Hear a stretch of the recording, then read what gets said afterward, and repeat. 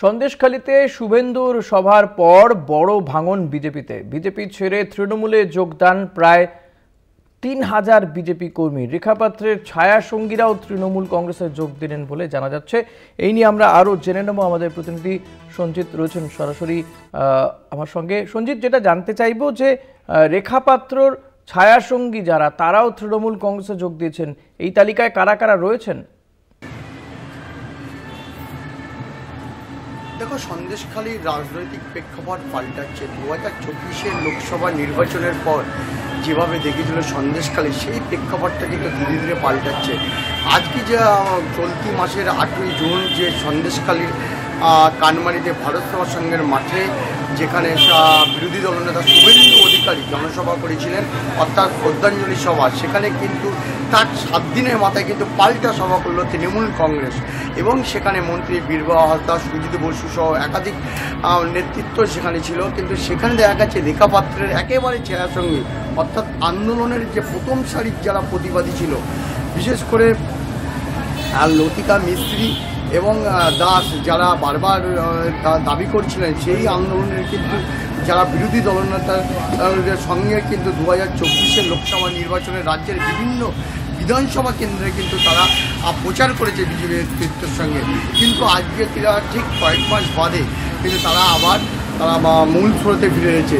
বারবার যেটা দাবি করা হয়েছে, বিশেষ করে এই সুপ্রিয়া দাস, তিনি দাবি করেছেন যে তারা কোনো একটা জায়গায় ভুল বুঝে, অর্থাৎ কোনো একটা জায়গা থেকে তারা সরে গিয়ে কিন্তু তারা কোনোরকমভাবে তারা আবার পুনরায় কিন্তু তৃণমূল কংগ্রেসে যোগদান করলেন। আর শুধু রেখাপাত্রের ছায়ার সঙ্গে সুপ্রিয়া দাস না, লতিকা মিস্ত্রি আর সুজিত নস্কর সহ একাধিক নেতৃত্ব যারা সন্দেশখালী আন্দোলনের প্রথম সারি ছিল এবং তারা আন্দোলনের সামনের থেকে তারা নেতৃত্ব দিয়েছিল, তাদের মূলত যেটা দাবি, আমাদেরকে ভুল বোঝানো হয়েছিল, ভুল বুঝিয়ে বিভিন্ন জায়গায় নিয়ে যাওয়া হয়েছিল। কিন্তু আমরা কোনো একটা জায়গায় দলনেত্রী মমতা বন্দ্যোপাধ্যায়ের আদর্শ অনুপ্রেরিত হয়ে কিন্তু আমরা আবার পুনরায় তৃণমূল কংগ্রেসে যোগদান করলাম। কিন্তু এই যোগদানের মধ্য দিয়ে কিন্তু একদম 2024-এর যে বিধানসভা নির্বাচন অত্যন্ত তাৎপর্যপূর্ণ। তুমি জানো, বসিরহাট লোকসভা কেন্দ্রের প্রয়াত যে হাজী নুরুল ইসলাম প্রায় 3,31,000 ভোটে জিতেছিল, কিন্তু একমাত্র বিধানসভা সন্দেশখালী, সেখানে কিন্তু প্রায় 8,500 ভোটে কিন্তু পিছিয়ে রয়েছে তৃণমূল কংগ্রেস।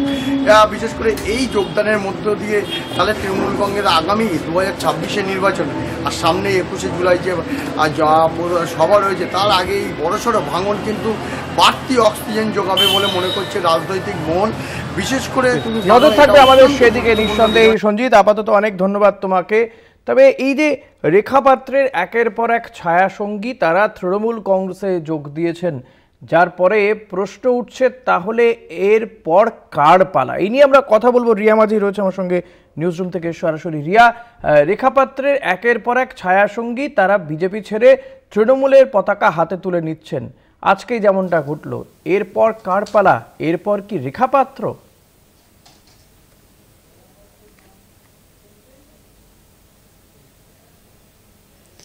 শোনা যাচ্ছে না। রিয়ার সাথে কোথাও বোধহয় হয়তো যোগাযোগ করা যাচ্ছে না যান্ত্রিক গোলযোগের জন্য। নিঃসন্দেহে আমরা কথা বলবো আমাদের প্রতিনিধি রিয়া মাঝির সঙ্গে। নিউজ রুমে রয়েছে আমাদের প্রতিনিধি সরাসরি। তবে সন্দেশখালীতে আজকে যে ছবি দেখা গেল, শুভেন্দু অধিকারী যে সভা করেছিলেন, যে স্মরণ সভা করেছিলেন, শ্রদ্ধাঞ্জলি সভা করেছিলেন তিনি, সেই সভার 7 দিন পরেই সন্দেশখালীতে পাল্টা সভা হলো। আর বড় ভাঙন বিজেপিতে। বিজেপি ছেড়ে তৃণমূলে যোগদান 3,000 বিজেপি কর্মীর। রেখাপাত্রের ছায়া সঙ্গীরা তারা তৃণমূল কংগ্রেসের পতাকা হাতে তুলে নিলেন। এরপর কার পালা? এরপর কি রেখাপাত্র? এ নিয়ে কথা বলবো রিয়া মাঝির সঙ্গে। রিয়া, রেখাপাত্রের একের পর এক ছায়া সঙ্গী তারা তৃণমূল কংগ্রেসে যোগদান করলেন, এরপর কি রেখাপাত্রের পালা? দেখো ঋষিদা, এর আগেও আমরা যে কথা বলছিলাম, যেখানে কিন্তু কার্যত পরিষ্কার হচ্ছে এই বিষয়টা, কারণ ইতিমধ্যেই কিন্তু রাজনৈতিক মহলে তার চরম একটি জল্পনা শুরু হয়েছে। কেন? যদি একদম ক্রোনোলজি ওয়াইজ দেখা যায়, তাহলে যখন এই সন্দেশখালী ধারাবাহিকভাবে চলছে, তখন রেখাপাত্র এই সন্দেশখালীর মুখ হিসেবে এই রেখা পাত্র যখন প্রেজেন্ট করা হচ্ছে রেখা পাত্রকে, সেই সময় যেটা দেখা যায় যে বিজেপি থেকে শুভেন্দু অধিকারী তিনি বারবার রেখা পাত্রের বাড়ি থেকে আরম্ভ করে একাধিক যে প্রচার, তারপরে 2024 লোকসভায় যখন তাকে মুখ করা হয় সেই সময় কিন্তু বারবার প্রচারের জন্য একদম ছায়া সঙ্গী হিসাবে কিন্তু শুভেন্দু অধিকারী তিনি ছিলেন। এবং তারপরেই যেটা দেখা যায় যে বসিরহাট কেন্দ্র থেকে হেরে যায় রেখা পাত্র, এবং তারপরে কিন্তু এই রেখা পাত্রকে আর সেইভাবে কিন্তু পোট্রে করেনি বিজেপি, যেটা ঠিক ভোটের আগে করছিল, যখন তার প্রচার চলছিল বা যখন এই সন্দেশখালি চলছিল সেই সময় যেটা বারবার দেখা গিয়েছে যে শুভেন্দু অধিকারী তিনি সর্বপ্রথম গিয়ে রেখা পাত্রর বাড়িতে চলে যায়, তার সাথে একান্তে বৈঠক করে, যারা বাকি কর্মীদেরকে বাইরে বার করে দিয়ে একান্তে বৈঠক করেন, এবং তারপরে ধারাবাহিকভাবে যেমনটা শুভেন্দু অধিকারী বা বিজেপি থেকে বলা হয়েছে সেরকমভাবেই কিন্তু রেখা পাত্র তার প্রতিটা স্টেপ ফেলেছে। কিন্তু এই প্রশ্ন বা এই জল্পনা উঠল কয়েকদিন আগে, যখন সন্দেশখালির বুকেতেই এই শুভেন্দু অধিকারী তিনি সভা করছিলেন, এবং সেই সভাতে রেখা পাত্র দেখা মিলল না, যেখানে রেখা পাত্রকেই কিন্তু একদম সামনের সারিতে দেখার কথা, বা রেখা পাত্র যদি নাও থাকে সেক্ষেত্রে একবার হলেও শুভেন্দু অধিকারীর মুখে তার এই রেখা পাত্রের নাম উঠবে, এটাই স্বাভাবিক, বা তিনি কেন আসতে পারলেন না সেটা নিয়ে শুভেন্দু অধিকারী বলবেন, এটাই কিন্তু স্বাভাবিক। কিন্তু সেই বিষয়টা দেখা গেল না, এবং সেখানেই আমরা প্রশ্ন তুলেছিলাম যে যেই শুভেন্দু অধিকারীকে 2024-এ দেখা গিয়েছিল সন্দেশখালি যখন ধারাবাহিকভাবে চলছে তখন, এবং তারপরে 2024-এর লোকসভার ভোটে যখন এই রেখা পাত্রকে যখন দাঁড় করানো হয় বিজেপির বসিরহাট কেন্দ্র থেকে, তখনও শুভেন্দু অধিকারী বারবার তার এই প্রচারে যাওয়া থেকে আরম্ভ করে একদম ছায়া সঙ্গীর মতো এই শুভেন্দু অধিকারী ছিলেন। কিন্তু তারপরে যখন শুভেন্দু অধিকারীর সভা হচ্ছে সন্দেশখালির মাটিতে, তখনই রেখা পাত্র দেখা মিলল না, প্রথম। এবং দ্বিতীয়ত হচ্ছে শুভেন্দু অধিকারীর মুখে একবারও রেখা পাত্রর নাম নেই। এই বিষয়টা যখন আমরা তুললাম, এই একদম এই পয়েন্টটা যখন আমরা তুললাম, এটা নিয়ে যখন আমরা খবর করলাম, ঠিক তার পরের দিনই যেটা দেখা গেল বিজেপির তরফ থেকে একটি ভিডিও রিলিজ করা হলো, যেখানে রেখা পাত্র তিনি বলছেন, তাকে দেখা যাচ্ছে একটি হসপিটালে, এবং তিনি বলছেন যে তিনি হসপিটালাইজ রয়েছে, সেই কারণের জন্য তিনি আসতে পারেনি সভাতে। এবং সেই যে তার ভিডিও, সেটাকে নিয়ে কিন্তু আরও জল্পনা শুরু হলো, কারণ তার আগের দিনকে আমরা যে খবর করেছি সেখানে আমরা কার্যত পরিষ্কার হওয়ার জন্য তার পরিবারের তার স্বামীকে ফোন করেছিলাম, এবং তিনি বলেছিলেন যে সুস্থ রয়েছে রেখা পাত্র, তিনি বাড়িতে রয়েছেন, এবং তার কিছুদিন আগে জ্বর হয়েছিল কিন্তু তিনি তখন বাড়িতেই ছিলেন। তাহলে কেন রেখা পাত্র তিনি গেলেন না শুভেন্দু অধিকারীর সভাতে, এবং শুভেন্দু অধিকারী কেন নাম নিলেন না এই রেখা পাত্রর?